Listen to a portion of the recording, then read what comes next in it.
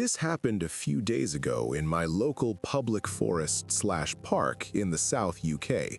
It's a well-used area with dog walkers, runners, and cyclists, even into the evening. I walk my dog there regularly and know the routes well. It was around 5 p.m., just after dusk. There was still a bit of ambient light left, but the forest itself was dark. I was making my way home and had just crossed a pedestrian bridge over the M23 to get onto the side I needed. From the bridge, there's a one-way path that curves left and slopes downward with tall bushes on both sides. The curve dips slightly about 50 meters in and then rises again. Because of the curve and the bushes, visibility ahead is poor, especially in low light. As I started down the slope, my dog suddenly froze about 15 feet ahead of me. She wears a small red collar light, and when she stopped, that light briefly illuminated a very tall, skinny figure around 6'7" / 6'8" standing in the lowest point of the dip, directly in the middle of the path. I hadn't shown my torch at them yet, but there was enough light spill from the bridge and my movement for them to know I was approaching. They were already positioned there, facing uphill towards me, effectively blocking the route.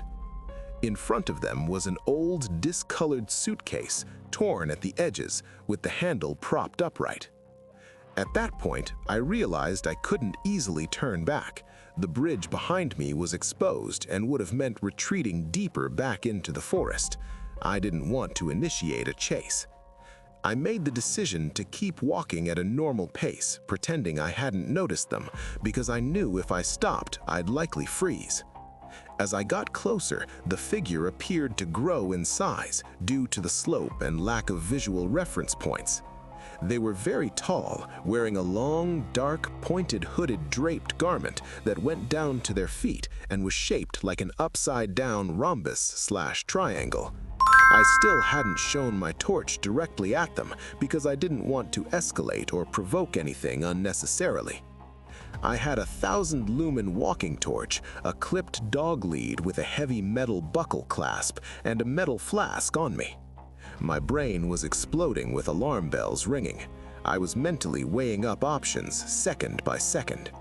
My plan was to use the torch only if I needed a brief opening to get past.